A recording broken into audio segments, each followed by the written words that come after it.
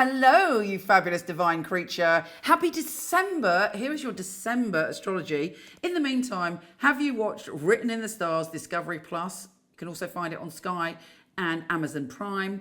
I'm so proud of it. I hope you get a chance to watch it. Give me your feedback and share if you love it. This month, one of the main things that's happening is Jupiter is going back into Aries.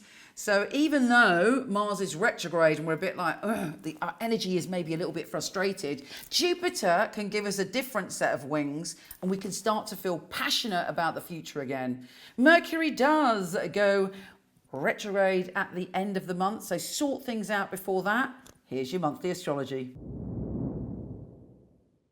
Fabulous Taurus, how are you doing? This is a very interesting month for you. It's all about power, the law of attraction, but you understanding that to transform your life, you have to feel worthy of power. You have to know your power. And we've got this sense of life, death, rebirth, sex, obsession, desire, and you've got to find your place in that. What makes you feel powerful and what makes you feel powerless? All of this is coming to a head right from the get-go, actually, because on the 1st, we have Venus, the planet of love and abundance, opposing Mars, the planet of passion, desire, our vital life force, energy, anger. So interestingly enough, what this dynamic creates is a sort of very frisky, sort of overly excitable energy. So you might find yourself very determined to succeed unless you're focusing on a love interest, in which case you might find yourself like, not paying any attention to what you should or shouldn't do. A desire may overwhelm you and you rush towards it. Now, ironically, the best way to deal with this, if you feel yourself overwhelmed with desire or like really pushing yourself too forcefully, too hard at going after one of your dreams, do some exercise, do something physical to try and get this energy out of your system. But you're certainly focusing on success at the beginning of this month and finding yourself, which is good news.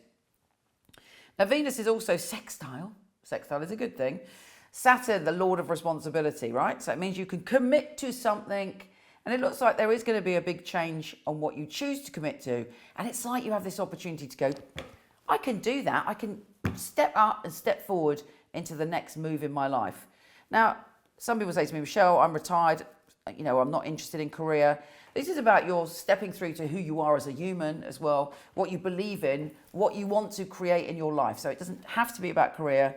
But if you are interested in changes about your career, very, very potent.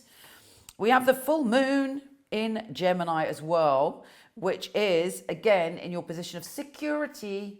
You're thinking about how secure am I? How do I build security? And this full moon is going to give you an answer. But it is very close to that Mars that is retrograde, going backwards, right? So there's some conflicting energy there.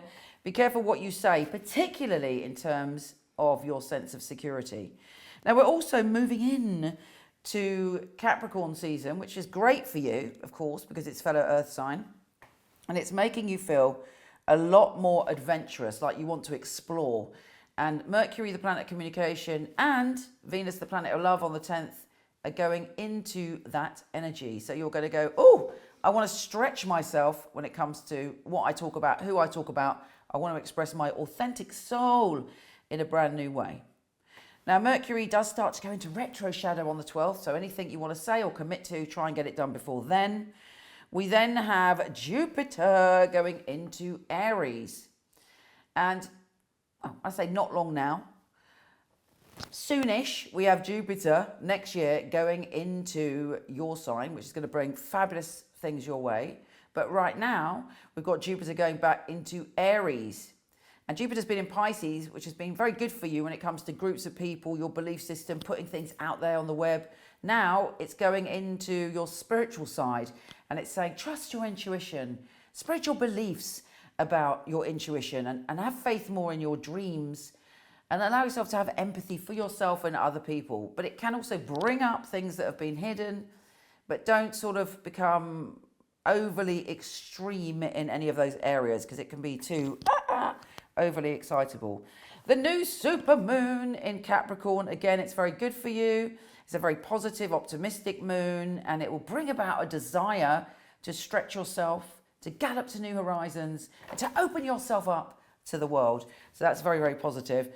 The last thing that's happening at the end of the year is Mercury is going retrograde. So we're literally going into 2023 on a Mercury retrograde. So be fairly clear in your thinking up until that point. Well, and in fact, even more clear in your thinking at that point. So much love to you, gorgeous. Take care, and I'll speak to you soon.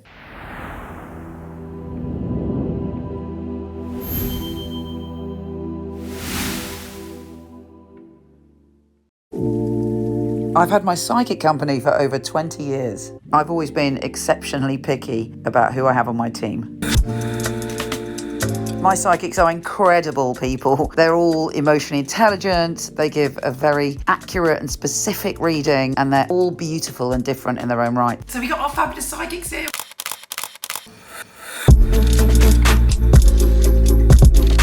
My psychics go through 5 rigorous tests, including one with me, and then we get to meet. I love meeting the readers, and we make a film showcasing their unique skills. Sharon P. Hello. We're doing filming. So are you excited? Just relax, be yourself. Open up your heart. So if you feel that you're accurate, you're emotionally intelligent, and your heart really wants to empower your clients, then we'd love you to apply and come for a test with us.